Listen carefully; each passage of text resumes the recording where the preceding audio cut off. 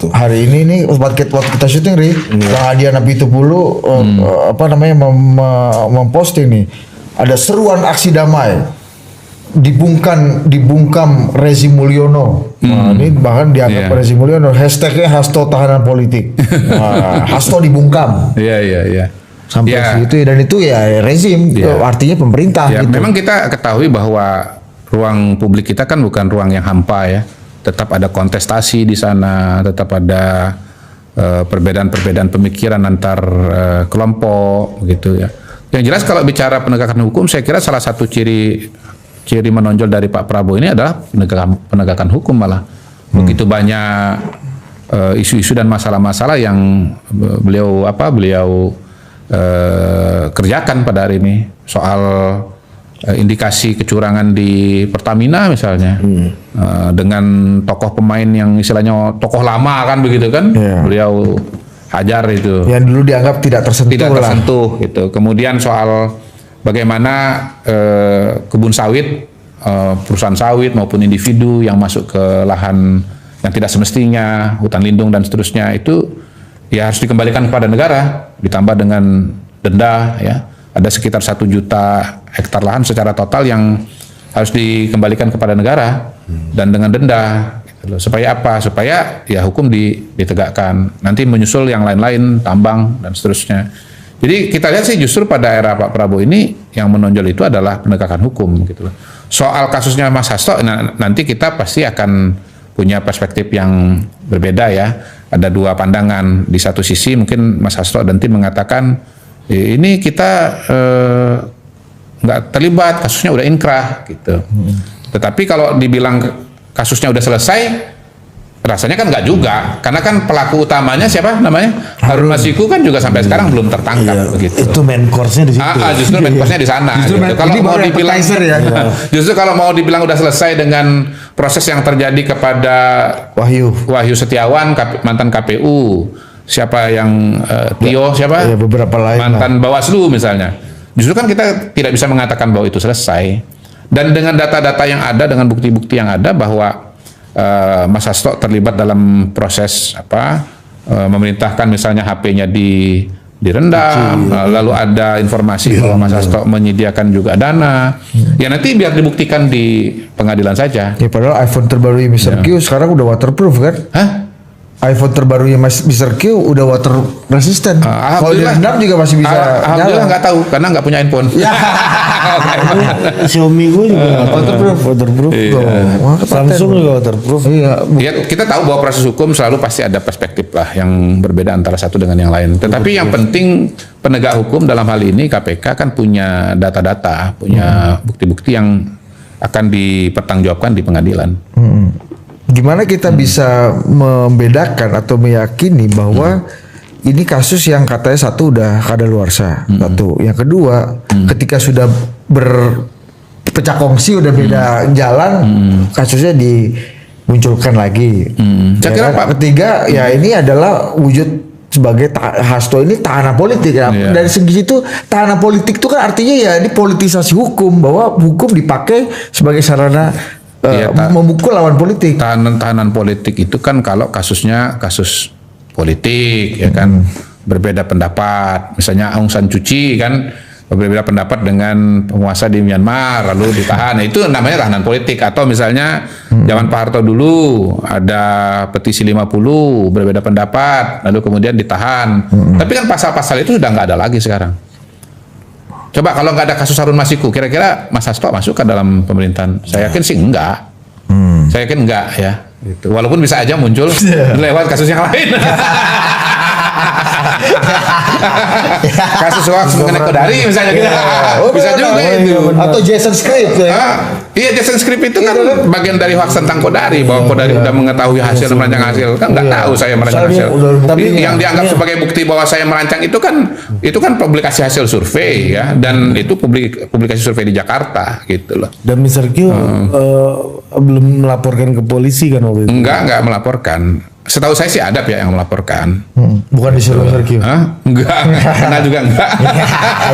Semua orang yang nyuruh ngomongnya gitu. Teman saya disuruh juga begitu. Kalau sebaliknya buktikan aja.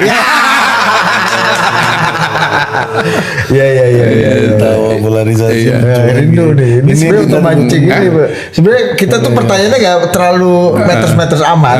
Cuma untuk memancing. Karena kalau bicara ini ke ekonomi nggak mungkin ketawa begini. nih, ya. Tawa-tawa bijak ini misalnya. Tapi kan kita lihat misalnya Mas Hasto kan katanya menyimpan video-video yang Iya. akan menggegerkan, Iya. kan, membuat ini kalian Iya. bahkan nama Bu Iriana disebut-sebut katanya. Itu Mr. Q melihatnya gimana tuh ancaman itu tuh? Ini kan bisa Kalau nggak membuat salah sih videonya instabilitas. udah dititipkan sama Bu Koni kan, Koni Han Kundini, dan Bu Koni udah 2 kali bicara di podcast kalau nggak salah. Yang pertama itu ya coba waktu yang pertama itu ngomong apa Bu Koni? Apa yang dikatakan? Waktu di tempatnya Bang Akbar, Pak Hasto ngomong bahwa Pak Jokowi lah yang memerintahkan Mas Anies untuk ditersangkakan di KPK. Satu, yang kemarin Ya. kedua, Ya. revisi undang-undang KPK itu Ya. Pak Jokowi yang pengen untuk melindungi Bobi dan Gibran Iya. dari jeratan hukum karena akan maju pilkada. Iya. Yang pertama kan kalau bicara soal Mas Anies kan nggak tersangka, gitu. Jadi nggak kejadian tuh yang diomongkan itu. Nah, yang kedua kalau bicara soal revisi undang-undang KPK, semua pihak terlibat pada proses itu, bukan cuma Pak Jokowi sendiri. Lagian kalau undang-undang itu nggak diperlakukan pada faktanya kan sampai hari ini ada nggak masalah hukum yang berkaitan dengan Mas Gibran dengan Mas Bobi gitu? Nggak ada. Jadi sebetulnya apa-apa yang disampaikan itu semuanya asumsi-asumsi saja, atau sesuatu yang kalaupun misalnya benar tapi sebetulnya tidak bisa tidak punya tidak ada dasar fakta hukumnya lah pada hari ini gitu. Nggak ada kan? Iya. Jadi ini perang opini aja menurut Mas Q. Sampai hari ini saya melihatnya lebih kepada perang opini ya. Gitu. Ya proses gini. Kalau bicara Pak Prabowo sendiri kan bukan orang yang tidak pernah berhadapan dengan proses-proses hukum yang terjadi pada lingkaran beliau. Misalnya proses hukum yang terjadi pada Menteri KKP pada waktu itu, Edi Prabowo. Kan Pak Edi Prabowo tuh ya bagian dari tim yang dekat dengan Pak Prabowo. Tetapi apa Pak Prabowo intervensi? Apa kita mendengar bahwa Pak Prabowo mengatakan Edi Prabowo adalah tahanan politik? Rasanya nggak ada. Pak Edi menjalani proses hukum, menjalani hukuman, dan ya itu diterima sebagai sesuatu yang ya kalau memang kejadian ya diterima. Gitu. Dan masalah-masalah seperti ini kan pernah terjadi juga di partai-partai yang lain. Misalnya di Nasdem, Patrisrio Capella, itu soal apa? Soal suap juga ya.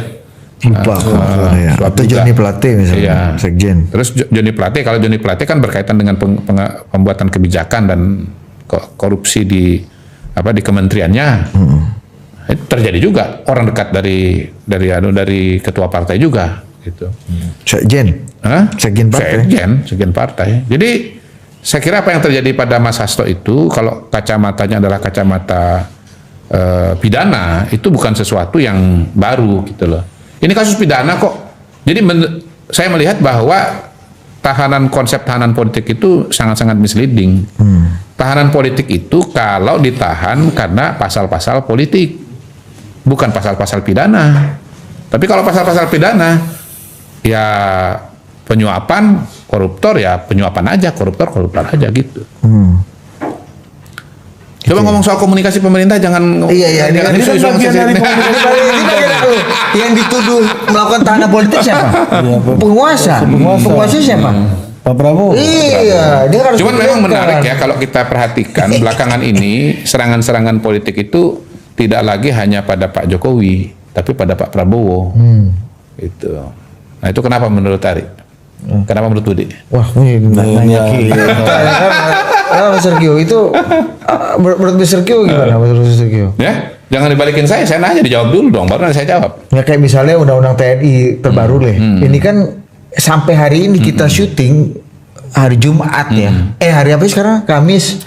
Eskalasinya belum menurun gitu misalnya. Bahkan setiap hari kita melihat di media korban berjatuhan, ada yang kena popor, ada yang giginya copot, ada yang kena luka. eskalasinya nggak turun gitu. Ya, tapi benar, Pak Ari melihat juga bahwa serangan-serangan politik udah hanya bukan Pak Jokowi lagi, tapi ke Pak Prabowo sekarang ini. Iya, udah mulai ke Pak Prabowo, tapi ya ke Pak Jokowi juga banyak gitu. Ya. Nggak berkurang juga ke Pak Jokowi gitu. Tapi yang baru berarti sekarang serangan ke Pak Prabowo Iya. juga, dulu Iya, ke Pak Jokowi ya kan. kayak undang-undang TNI ini pure Karena Pak Prabowo nih. Udah mulai masuk isu-isu tematik kan, segmented kan. Iya, dui fungsi. Fungsi ABRI gitu, apa TNI ya. Ya, kalau saya lihat sih serangan itu kan pada hari ini ada dua ya yang agak besar. Pertama soal ekonomi, kondisi ekonomi. Ya. Yang kedua itu soal undang-undang TNI. Kalau soal ekonomi tadi kita udah tunjukkan ya bagaimana berbagai indikator-indikator fundamental ekonomi sebetulnya menunjukkan bahwa kondisi ekonomi itu bagus, gitu ya, baik. Termasuk juga persepsi konsumen, purchasing managers index juga meningkat, gitu. Jadi yang sifatnya opini pun juga sebetulnya positif. Nah, kalau bicara undang-undang TNI, memang saya melihat ini komunikasi yang harus diperkuat oleh pemerintah. Bahwasanya kalau mau dibilang dui fungsi TNI, dui fungsi ABRI, itu sama sekali tidak bisa diukur dengan undang-undang yang ada sekarang. Harus dibandingkan dengan undang-undang di masa lalu. Itu baru apple to apple tuh. Nah, di masa lalu undang-undangnya memperbolehkan TNI untuk menduduki jabatan-jabatan sipil ya, tanpa harus proses pemilihan ditunjuk, tanpa harus mengundurkan diri dari jabatan TNI. Ya. Yang pasti ya, yang paling jelas kalau kita bicara di fungsi ABRI pada waktu itu, fakta atau bukti kerasnya adalah aturan bahwa TNI itu otomatis punya perwakilan, punya anggota DPR, Iya. MPR tanpa melalui proses pemilu. Nah, sekarang hal semacam itu kan nggak ada sama sekali. Dan Political decision. dan Panglima TNI juga udah tegas, semua yang masuk pemerintahan di luar 14 KL yang ada harus mengundurkan diri. Ya, menteri kepala bulog misalnya sekarang sudah diproses. Gitu. Jadi tudingan soal dui fungsi TNI sama sekali tidak berdasar. Kalau saya melihat justru undang-undang yang ada ini malah memberikan koridor yang lebih jelas dan tegas kepada peran-peran TNI dan peran-peran dari sipil. Tetapi ini teman-teman aktivis mahasiswa harus tahu ya, karena kan nggak ngalamin sendiri kan. Iya. Tahun 98 itu, mahasiswa sekarang usia berapa sih kira-kira? Berapa ya? Mat lu usia berapa, Mat? 12 sampai 21. 20 lah, anggaplah 20 ya. Anggaplah usia 20. Ini baru lulusnya 22, berarti ya 22. Anggaplah 20. 20 kan mundur ke belakang tahun 2000 berapa? 2025. 2005 ya, 2005. Kalau 22 tahun 2002 atau 2003 kan udah lewat. Nggak tahu tuh, nggak ngalamin sendiri tuh yang namanya demo Orde Baru tuh nggak ngalamin sendiri, baru lahir. Demo pada waktu itu kalau bicara TNI, bicara ABRI, yang ditentang menjadi manifestasi nyata dari dui fungsi ABRI itu adalah adanya ABRI di lembaga-lembaga politik tanpa dipilih otomatis. Nah itu sekarang nggak ada. Jadi tudingan itu sama sekali tidak berdasar.